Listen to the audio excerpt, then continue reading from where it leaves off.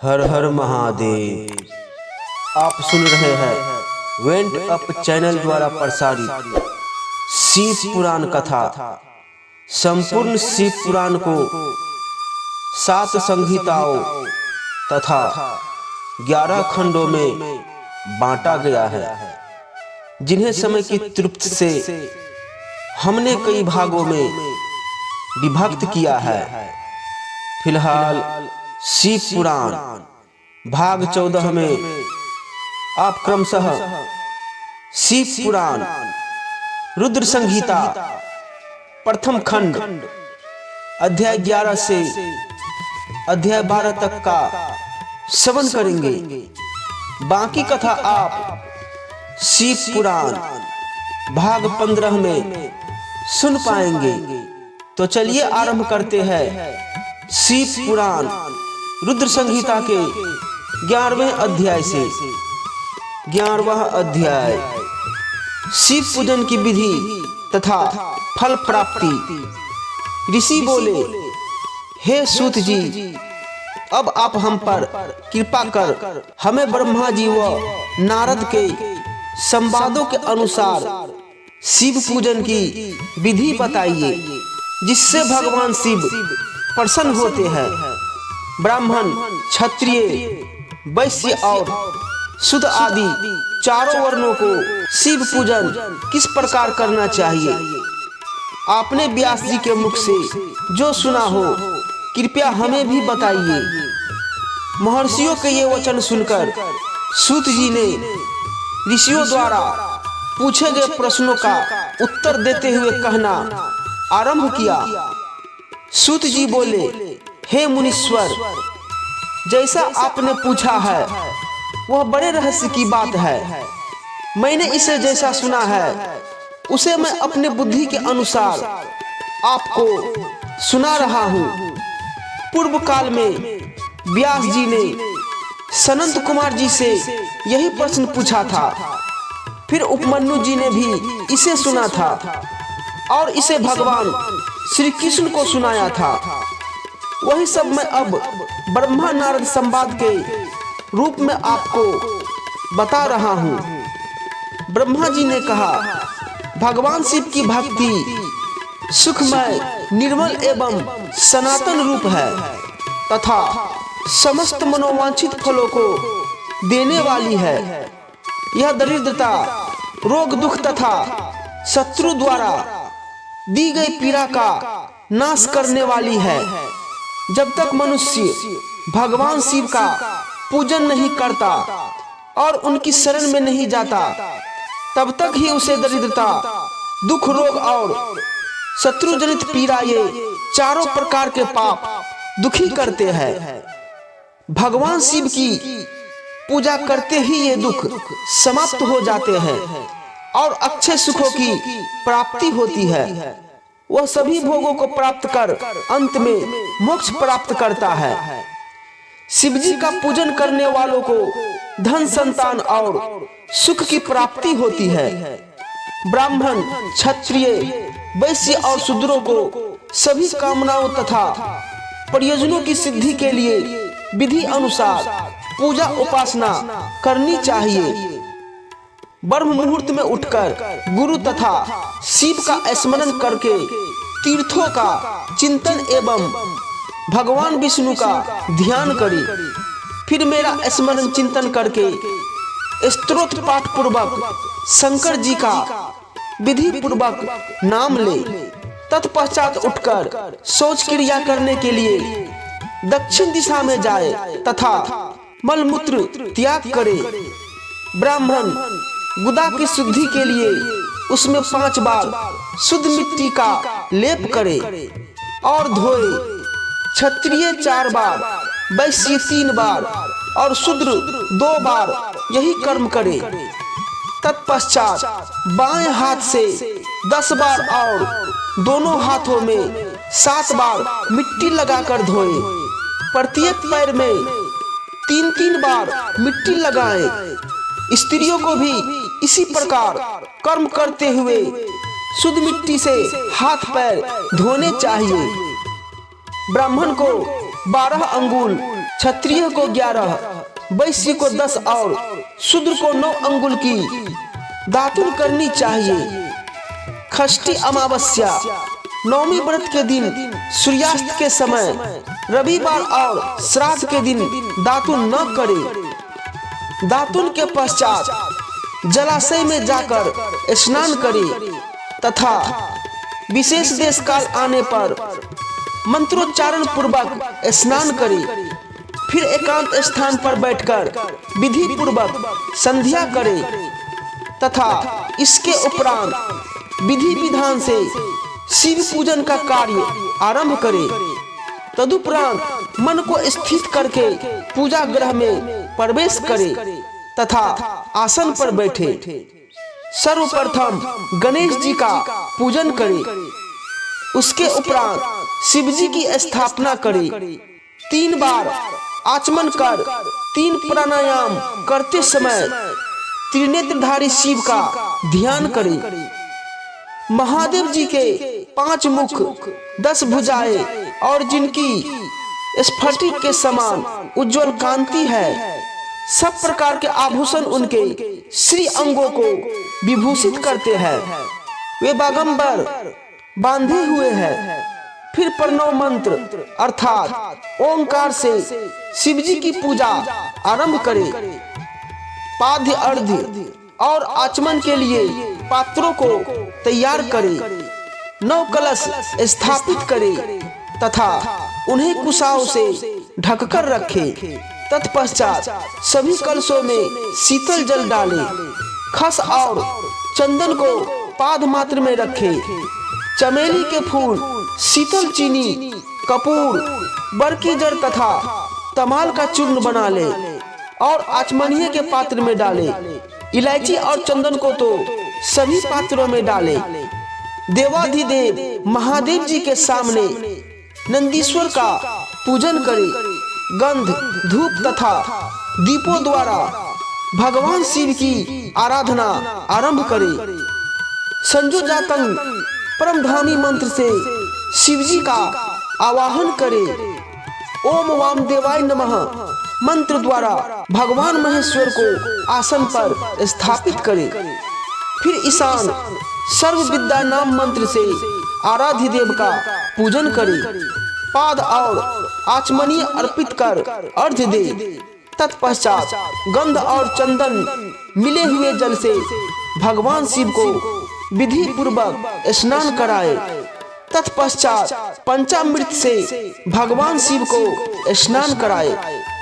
पंचामृत के 5 तत्वों दूध, दही, शहद, गन्ने का रस तथा घी से नहलाकर महादेव जी के प्रणव मंत्र को बोलते हुए उनका अभिषेक करे। जल पात्रों में शुद्ध व शीतल जल ले।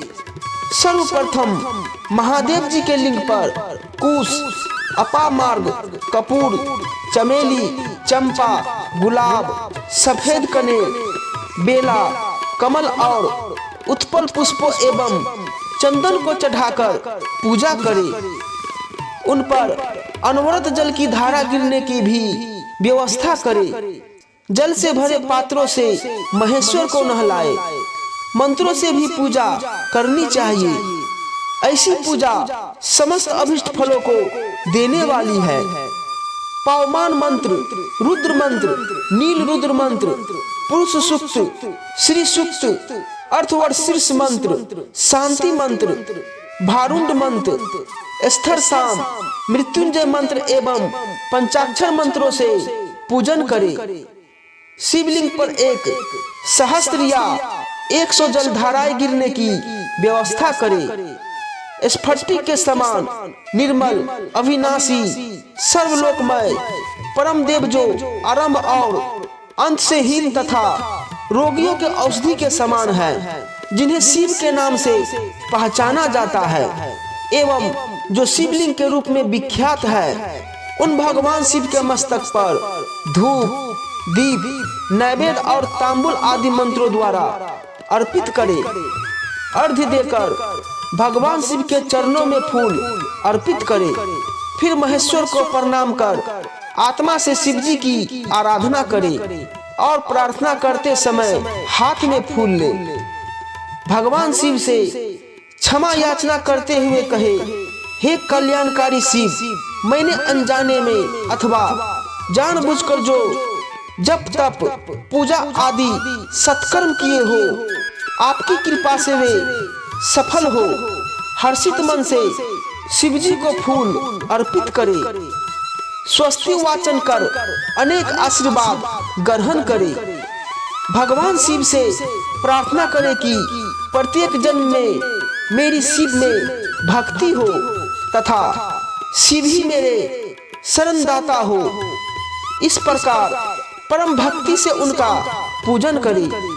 फिर सब परिवार भगवान को नमस्कार करे। जो मनुष्य भक्ति पूर्वक प्रतिदिन भगवान शिव की पूजा करता है, उसे सब सिद्धियां प्राप्त होती है, उसे मनोवांछित फलों की प्राप्ति होती है, उसके सभी रोग दुख दर्द और कष्ट समाप्त हो जाते हैं। भगवान शिव की कृपा से उपासक का कल्याण होता है। भगवान शंकर की पूजा से मनुष्य में सद्गुणों की वृद्धि होती है। यह सब जानकर नारद अत्यंत प्रसन्न होते हुए अपने पिता ब्रह्मा जी को धन्यवाद देते हुए बोले कि आपने मुझ पर कृपा कर मुझे शिव पूजन की अमृत विधि बताई है। शिव भक्ति समस्त भोग और मोक्ष प्रदान करने वाली है। 12वां अध्याय, देवताओं को उपदेश देना। नारद जी बोले, ब्रह्मा जी आप धन्य हैं, क्योंकि आपने अपनी बुद्धि को शिव चरणों में लगा रखा है। कृपा कर इस आनंदमय विषय का वर्णन सविस्तार पुनः कीजिए। ब्रह्मा जी ने कहा, हे नारद, एक समय की बात है, मैंने सब ओर से देवताओं और ऋषियों को बुलाया और क्षीर सागर के तट पर भगवान विष्णु की स्तुति कर उन्हें प्रसन्न किया। भगवान विष्णु प्रसन्न होकर बोले, हे ब्रह्मा जी एवं अन्य देवगणों, आप यहाँ क्यों पधारे हैं? आपके मन में क्या इच्छा है? आप अपनी समस्या बताइए, मैं निश्चय ही उसे दूर करने का प्रयत्न करूंगा। यह सुनकर ब्रह्मा जी बोले, हे भगवान, दुखों को दूर करने के लिए किस देवता की सेवा करनी चाहिए? तब भगवान विष्णु ने उनके प्रश्न का उत्तर देते हुए कहा, हे ब्रह्मन, भगवान शंकर ही सब दुखों को दूर करने वाले हैं। सुख की कामना करने वाले मनुष्य को उनकी भक्ति में सदैव लगे रहना चाहिए। उन्हें ही मन में लगाए और उन्हीं का चिंतन करे। जो मनुष्य शिव भक्ति में लीन रहता है, जिसके मन में वे विराजमान है, वह मनुष्य कभी दुखी नहीं हो सकता। पूर्व जन्म में किए गए पुण्यों एवं शिव भक्ति से ही पुरुषों को सुंदर भवन, आभूषणों से विभूषित स्त्रियां, मन का संतोष, धन संपदा, स्वस्थ शरीर, पुत्र पौत्र, अलौकिक प्रतिष्ठा, स्वर्ग के सुख एवं मोक्ष प्राप्त होता है। जो स्त्री या पुरुष प्रतिदिन भक्ति पूर्वक शिवलिंग की पूजा करता है, उसको हर जगह सफलता प्राप्त होती है। वह पापों के बंधन से छूट जाता है। ब्रह्मा जी एवं अन्य गण ने भगवान विष्णु के उपदेश को ध्यान पूर्वक सुना। भगवान विष्णु को प्रणाम कर कामनाओं की पूर्ति हेतु उन्होंने शिवलिंग की प्रार्थना की। तब श्री विष्णु ने विश्वकर्मा को बुलाकर कहा, हे मुने, तुम मेरी आज्ञा से देवताओं के लिए शिवलिंगों का निर्माण करो। तब विश्वकर्मा ने मेरी और श्री हरि की आज्ञा को मानते हुए देवताओं के लिए उनके अनुसार लिंगों का निर्माण कर उन्हें प्रदान किया। मुनि श्रेष्ठ नारद, सभी देवताओं को प्राप्त शिवलिंगों के विषय में सुनो। सभी देवता अपने द्वारा प्राप्त लिंग की पूजा उपासना करते हैं। पद्मराग मणि का लिंग इंद्र को, सोने का कुबेर को, पुखराज का धर्मराज को, श्याम वर्ण का वरुण को, इंद्र नीलमणि का विष्णु को, और ब्रह्मा जी हेमलय लिंग को प्राप्त कर उसका भक्ति पूर्वक पूजन करते हैं। इसी प्रकार विश्वदेव चांदी के लिंग की और वसुगण पीतल के बने लिंग की भक्ति करते हैं। पीतल का अश्विनी कुमारों को, स्फटिक का लक्ष्मी को, तांबे का आदित्यों को और मोती का लिंग चंद्रमा को प्रदान किया है। वज्रलिंग ब्राह्मणों के लिए व मिट्टी का लिंग ब्राह्मणों की स्त्रियों के लिए है। मयासुर चंदन द्वारा बने लिंग का और नागों द्वारा मूंगे के बने शिवलिंग का आदर पूर्वक पूजन किया जाता है। देवी मक्खन के बने लिंग की अर्चना करती है। योगी जन भस्म मय लिंग की, यक्षगण दधि से निर्मित लिंग की, छाया देवी आटे के लिंग और ब्रह्मपत्नी रत्नमय शिवलिंग की पूजा करती है। बानासुर पार्थिव लिंग की पूजा करता है। भगवान विष्णु ने देवताओं को उनके हित के लिए शिवलिंग के साथ पूजन विधि भी बताई। देवताओं के वचनों को सुनकर मेरे हृदय में हर्ष की अनुभूति हुई। मैंने लोगों का कल्याण करने वाली शिव पूजा की उत्तम विधि बताई। यह शिव भक्ति समस्त अभिष्ट फलों को प्रदान करने वाली है। इस प्रकार लिंगों के विषय में बताकर ब्रह्मा जी ने शिवलिंग व शिव भक्ति की महिमा का वर्णन किया। शिव पूजन भोग और मोक्ष प्रदान करता है। मनुष्य जन्म उच्च कुल में प्राप्त करना अत्यंत दुर्लभ है। इसलिए मनुष्य रूप में जन्म लेकर मनुष्य को शिव भक्ति में लीन रहना चाहिए। शास्त्रों द्वारा बताए गए मार्ग का अनुसरण करते हुए, जाति के नियमों का पालन करते हुए कर्म करे। संपत्ति के अनुसार दान आदि दे। जप तप यज्ञ और ध्यान करे। ध्यान के द्वारा ही परमात्मा का साक्षात्कार होता है। भगवान शंकर अपने भक्तों के लिए सदा उपलब्ध रहते हैं। जब तक ज्ञान की प्राप्ति न हो तब तक कर्मों से ही आराधना करे।